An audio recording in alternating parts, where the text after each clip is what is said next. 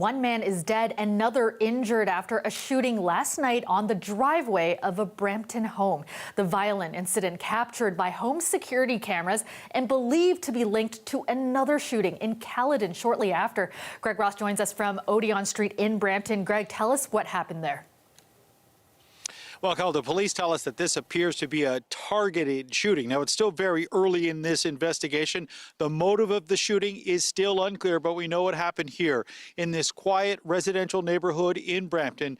Two men were standing right in this driveway here behind me, right beside that gray Honda Civic, when they were attacked. This disturbing security footage shows the moment two men are ambushed by gunmen in the driveway of a Brampton home. The men appear to be clearing snow off of a vehicle parked at a house on Odeon Street. A white car pulls up and two men get out and open fire.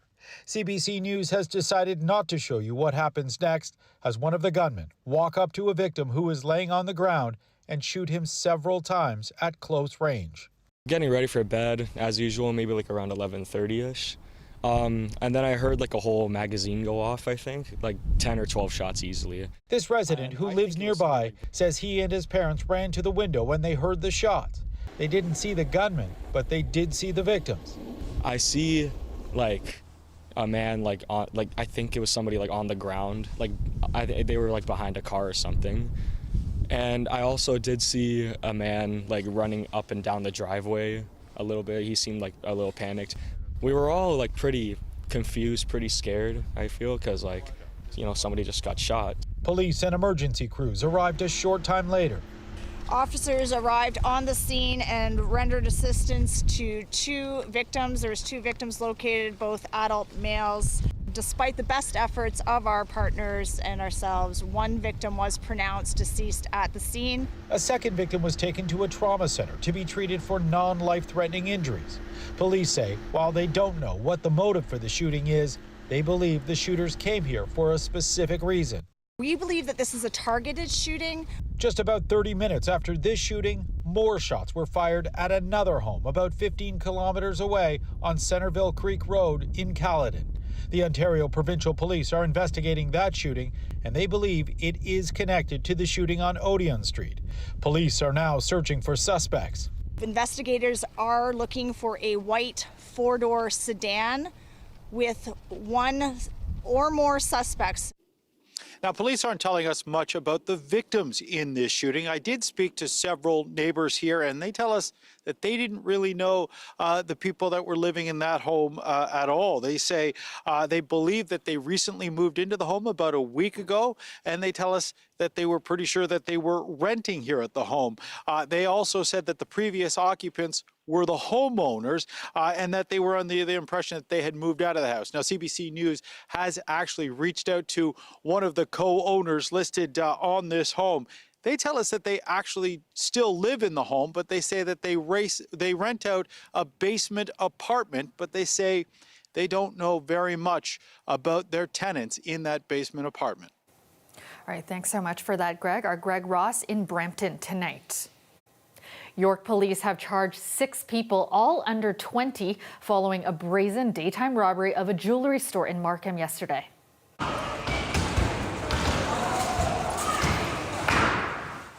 The smash and grab robbery was captured by onlookers. A video circulating online shows 9 masked suspects breaking windows of a store in Markville Mall and grabbing jewelry. Police say they believe a Honda Civic was the getaway vehicle. It left the mall parking lot and rear-ended another car before the occupants tried to run away. A 15-year-old, 2 16-year-olds, a 17-year-old, and 2 19-year-olds were taken into custody. 4 of them were already out on bail. They each face several charges, including robbery with a weapon. Police are still searching for another 6 suspects in the incident. The Toronto Police Service is asking for a nearly 4% budget increase. It says the $46 million they're requesting will be used to hire over 100 new officers. Municipal Affairs reporter Sean Jeffords has those details. Over 100 new police officers could be patrolling city streets next year under a new plan. The Toronto Police Service's proposed budget calls for the hiring blitz as part of a nearly 4% budget increase. If the $46 million ask is approved, it will push the police budget over $1.2 billion. Mayor Olivia Chow says she supports the plan. In order for us to support the police and keep the streets safe, people are saying we need more officers. It's a change in tone from last year when the mayor squared off against police leadership over their budget. They wanted to hike that spending plan by $20 million. She only wanted to see it go up by $7 million. In the end, the mayor supported the $20 million ask. But this time, Chow says things will be different. Last year is a bit of drama because there was no plan as to how many officers would be hired. I thought, wait a second, this does not work. 2 months after the city passed its 2024 budget, Chow appointed her hand-picked budget chief, Shelley Carroll, to the police board. Some at City Hall said it was an early attempt to defuse a repeat of the budget fight. Carroll says she was there to ensure the city's fiscal targets were met, while also addressing the service's staffing challenges. It's actually a very small percentage for a budget of this size and this much service. A spokesperson for Toronto Police says Chief Demke will not comment on the budget proposal until next week's police board meeting. But Toronto Police Association President Clayton Campbell defends the request. Peel Police are asking for a 20% increase. Durham is looking for 10%. Although a sticker shock of $46 million may seem like a lot for some citizens, when you look at a 3.9% increase, that's what Toronto Police Service is asking for, compared to other jurisdictions, it's actually pretty small. Last year, Demke stressed the service needed additional officers to bring down emergency call response times.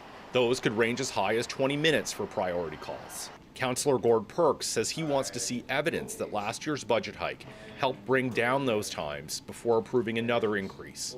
I need to take a good look and make sure that we're not just hiring police officers for the sake of hiring police officers. The ultimate decision rests with city councillors in February. Sean Jeffords, CBC News, Toronto. Doug Ford says new legislation is coming that will target homeless encampments, and the Premier is pledging to use the notwithstanding clause if needed to make it stick. Queen's Park reporter Lorena Radikop has the details. The Ontario government is cracking down on encampments like this one, set to table new legislation next week, aimed at removing all encampments across the province. Premier Doug Ford wrote a letter to a dozen Ontario mayors concerned about tents in parks, telling them enough is enough.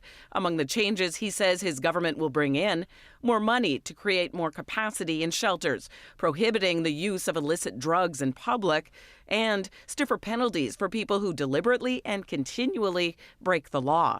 And he says our government is fully prepared to use the notwithstanding clause. We want encampments gone. We want people to be able to enjoy their parks again. We fully understand that many people who are in encampments are suffering from mental health and addictions. There will be additional resources for that, but we've heard people loud and clear. This comes after 12 mayors first wrote to the Premier back in October, asking him to act, including through using the notwithstanding clause if necessary. The mayor of Barrie is one of them. What we have had is where parents are coming in and saying, you know, this is not safe for my child to use this park right now because of the drug paraphernalia, or perhaps it's someone with some mental health issues. But this community worker is frustrated. We are catering to a handful of people to essentially criminalize and take away some of the charter rights of people who are marginalized and unhoused. And make sure you tell The Premier also says he doesn't believe the government will need to use the notwithstanding clause, overriding the Charter of Rights and Freedoms. He is promising more shelter spaces. We're seeing that he's created a legal workaround potentially around this, which in this case, I worry again that if the shelter isn't built in time, if it's not actually accessible, are we still just going to evict people without having anywhere for them to go? Toronto has had a history of encampment evictions, with some years ago getting violent. Toronto's mayor does not approve of the province's move, especially since shelters are full. It does not matter if you have the ability to remove people if they have nowhere to go. That's why we're asking the province to partner with us on real solutions to end homelessness. We're still waiting for more details on this new legislation. It's expected to be tabled late next week. Lorena Radikop, CBC News, Toronto. New research suggests a long-standing concern in healthcare remains an issue. A significant number of emergency room visits continue to be problems because of problems that a family doctor could handle. The study finding that a big reason for this is the shortage of family doctors. Mike Crawley has this story.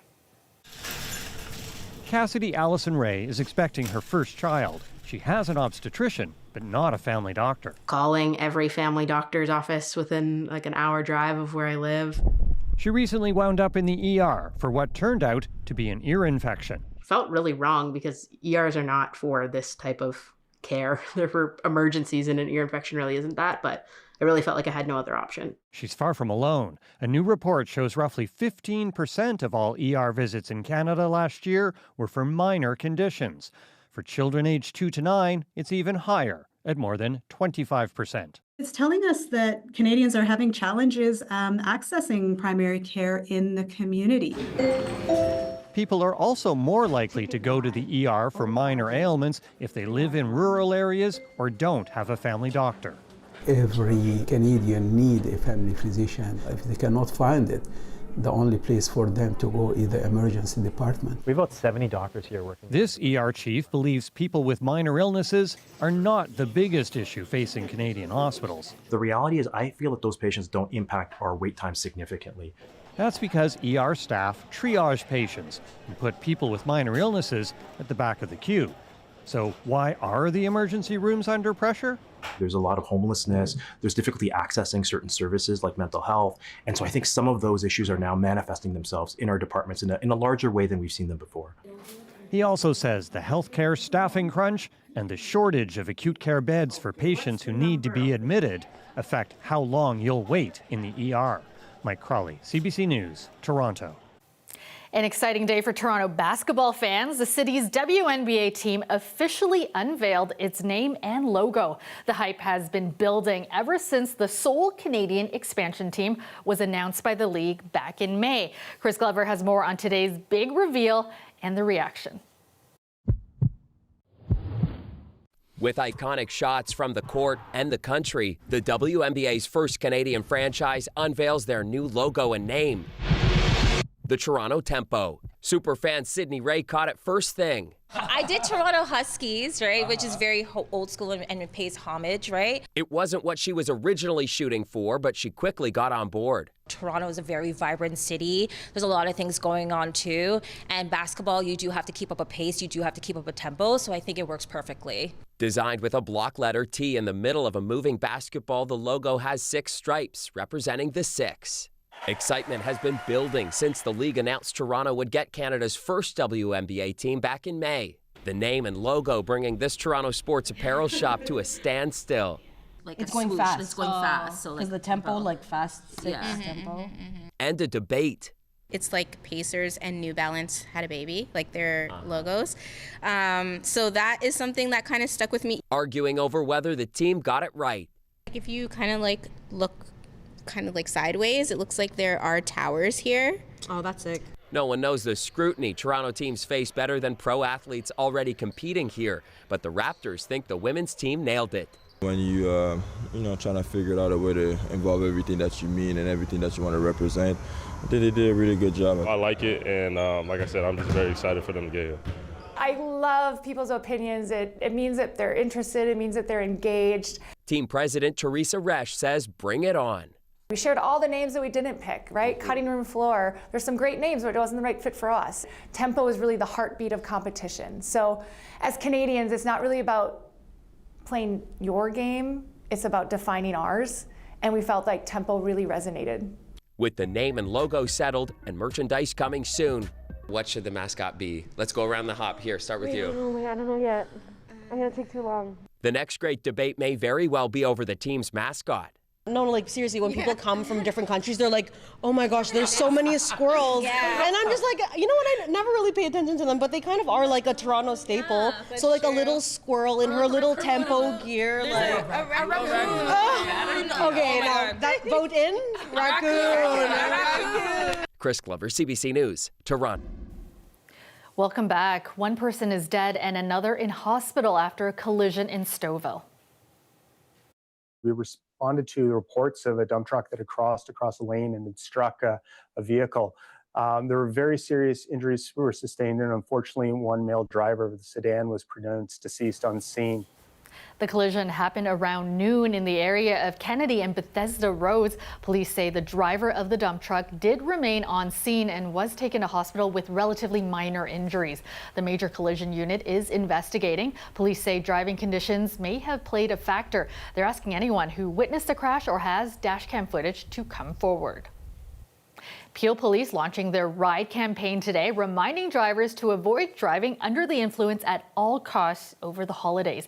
They were joined by members of Mothers Against Drunk Driving Canada, including one mother who lost her husband 17 years ago after a drunk driver swerved into his car. Doug and Emily were hit head-on. Tragically, Doug died instantly. Emily was not expected to live. She had multiple broken bones and cuts and a catastrophic brain injury. That day, my life and the lives of so many others changed forever. It's about more than just statistics. These are mothers and fathers, children, brothers, sisters, friends, and families whose lives have been forever changed by someone else's actions. Police telling the public there will be more roadside sobriety checks over the holidays. They're hoping that will act as a deterrent. Last year's campaign resulted in 155 impaired-related charges. Mad Canada is urging drivers to plan ahead, take a taxi, rideshare, or transit, or rely on a family member or designated driver. Peel Police say impaired driving is still one of the main causes of traffic fatalities. They've responded to 40 deaths involving impaired driving since 2018. When first responders get a call, they often don't know what happens to the patients after they're dropped off at the hospital. But today, Ali Chiasson was there for a very special reunion. Here's the other guy that welcomed you here. Our son decided to come very quickly. Didn't think I could get to the car, so we called 911, and thankfully the crew that responded got us to the hospital just in time for him to arrive. He's so cute. This is one sweet little reunion with the paramedics who helped welcome this little guy to the world. Perfect. You're perfect. It's really cool. We don't get an opportunity to kind of know the people that we come into these hectic moments with. Often, first responders, whether it's firefighters, police, or paramedics, don't know the outcomes of the people they help. They do what they can on scene, rush to the hospital, and only hope for the best. Seeing a one-year-old BSA is probably one of our nightmare calls. These first responders were on scene of an apartment fire on Wilson Avenue in November 2023. A mother and 2 babies were in critical condition. Once you go vital signs absent and you're doing CPR on someone, it's the outcomes, they're very, very small. Survival rate. So the mom was my patient, and to see her walking about and smiling and laughing, it shows you why we do this. The mom and her 2 children are both at today's event to thank the first responders who helped save her family's life. I was in a coma for 2 straight months, and I don't remember anything about the fire. I don't remember anything about my injuries. I don't remember anything about being in the hospital. I was never in the hospital with my children while they were injured. I almost lost them, and I didn't even know it. What does it mean to you to be able to thank the first responders who helped you? It's enormous. For the first responders, too. When we finally got updated that mom was alive, it was like, wow, we actually did something great, and all our training and all our sleepless nights actually make a difference. They're rare moments, but that kind of sense of satisfaction and knowing that you've made an impact and see the impact in the family. They were so excited, and just gets you through the day. Ali Chiasson, CBC News, Toronto.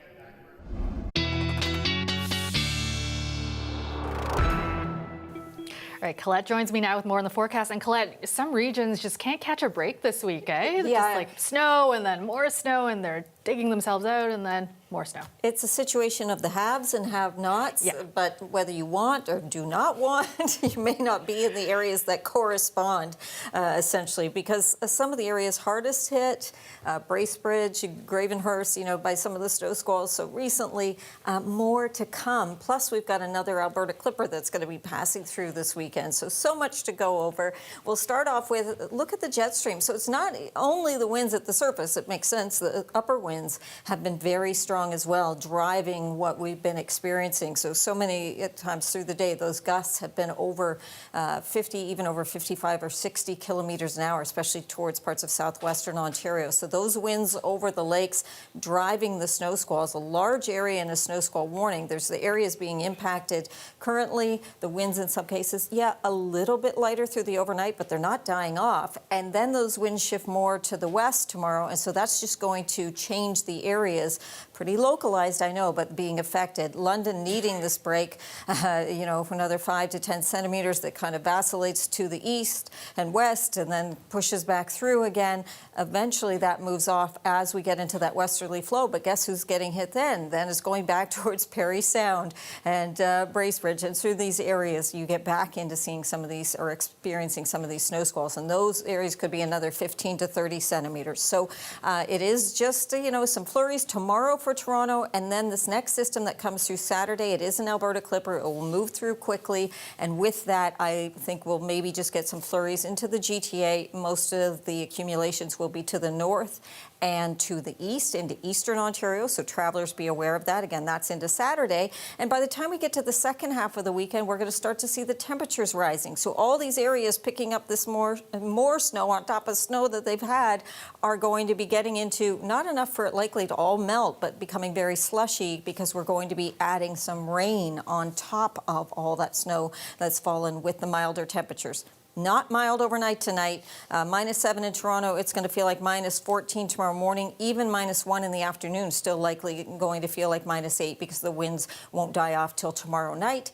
But look at that warm up. It's not that far off, Kelda. It's coming. I'm excited. I'm looking forward to it. But of course, we get the rain, but still, I'm looking forward to the warmer temperatures. Thanks so much, Colette. You're welcome. And that's all the time we have tonight. Thanks for joining us. Have a great night.